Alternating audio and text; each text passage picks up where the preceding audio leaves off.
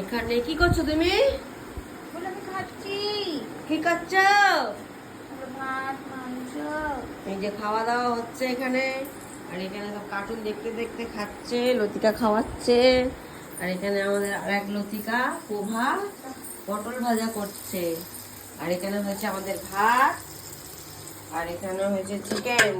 আজকে আমাদের লাল লাল চিকেন, লাল লাল চিকেন। চলো বন্ধুরা, কেমন লাগলো? আর আমাদের পোহা একদম সকাল থেকে খেটে খেটে মুখ চোখের অবস্থা কি। হ্যাঁ, তার কথা। আর খুব এই যে নাইটি পরে ব্ল্যাক বেল্টটা কোথায় গেল তোমার? ব্ল্যাক বেল্টে রেখে দিয়েছি।